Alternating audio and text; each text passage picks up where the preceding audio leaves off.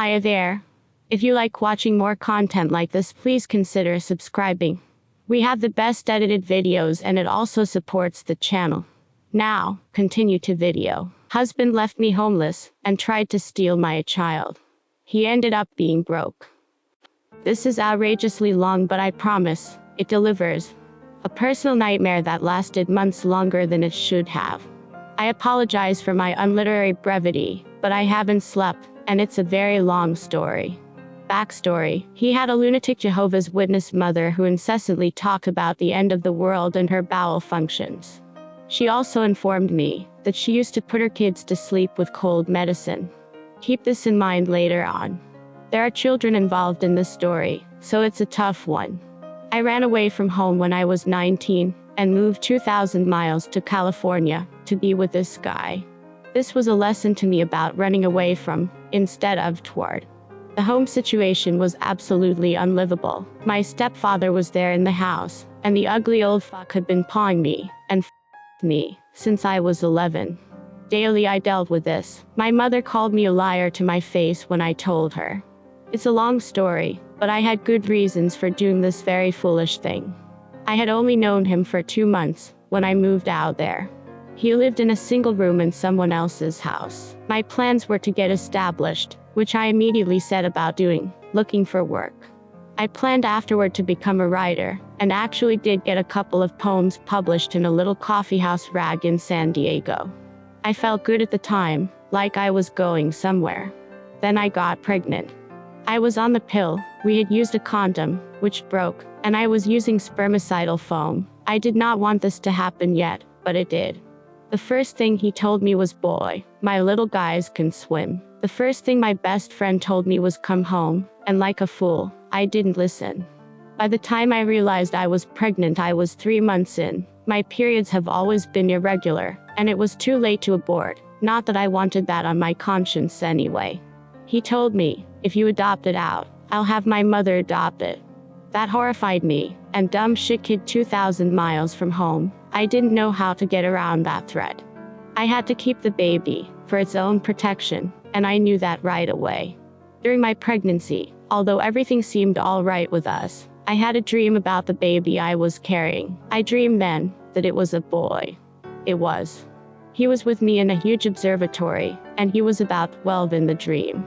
He turned to me in the dream and said, "You have to get out of here. You have to get away from him." I didn't know where to go, guys. My home? No way. Where could I go? When the baby was born, all hell broke loose.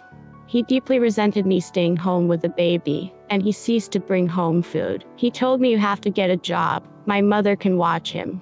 The baby was breast and about 2 weeks old when we had this conversation.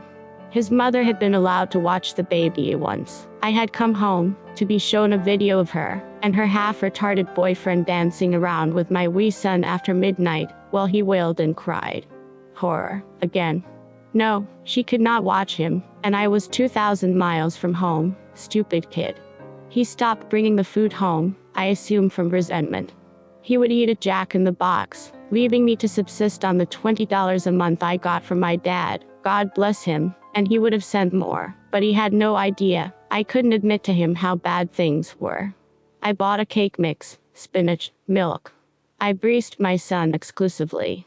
I was so hungry, I literally wept in the grocery store when I saw all the good things I couldn't afford, and I was almost out of money. By the time I came home, months later, I would weigh 98 pounds. The house was full of roaches.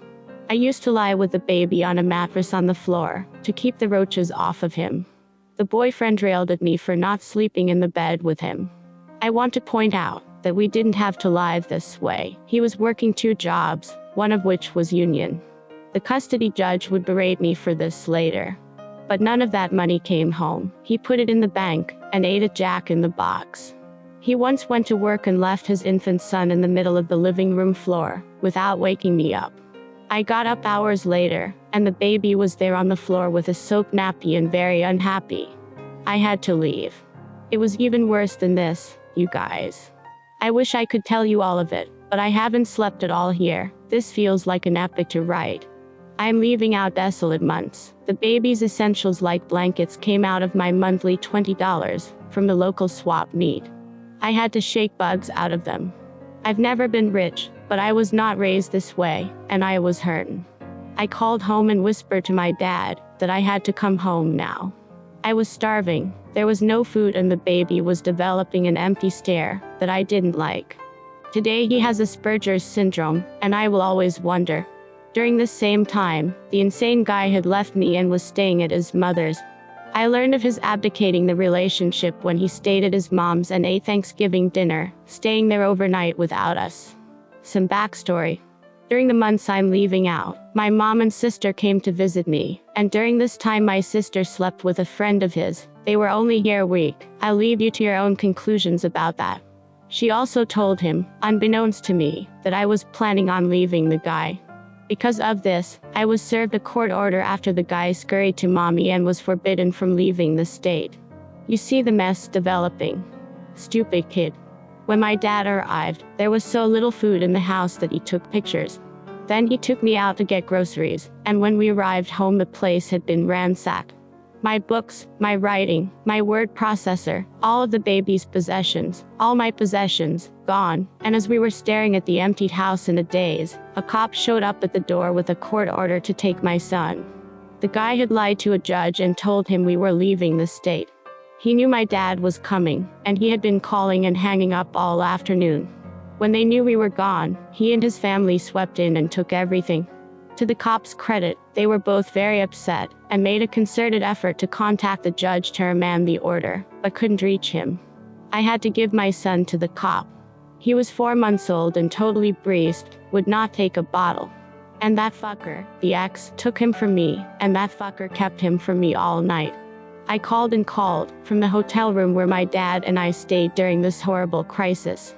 I called until 3 a.m., against the court order, and finally, he picked up and said he needs his mom. He brought him back the next day, and by the time he arrived at 2 p.m. my breasts were balls of agony. I was running a fever and could hardly see. I nursed the incredibly hungry child immediately, and he emptied both breasts. I swear to fuck I have never wanted to kill a man, and his mother, who masterminded this, so much. I never did get my shit back. There was a protracted custody battle. He was told to pay support, and didn't. They garnished his wages so he quit the job. I haven't seen a cent of support in 13 years now. He owes over $78K, and I honestly hope he chokes on it, although I would never let my son hear me say so. My son asks about him now. The guys never come to see us, though I flew out there with the baby when he was about 1 to go see him. The court order mandated that he then come to where I live to see the baby. He never did. Incidentally, when the boy was 8, he suddenly became very faint, and we had to rush him to the hospital. It turned out he had Crohn's, was bleeding in his intestines, and was in immediate need of a blood transfusion. Jehovah's Witnesses don't allow blood transfusion, and that crazy mother of the ex owned the guy. If I had left that baby in California, he would be dead today. He's happy and mostly healthy now though, incredibly bright. His favorite thing is a Lego robotics class he's taking after school, and I'm unspeakably proud of him. We're okay now, and I try not to think about any of this. Edited for profanity. I hope I got it all. I apologize for what's left. I have got to sleep. Thank you for letting me tell you this. I've needed this cry for a long, long time.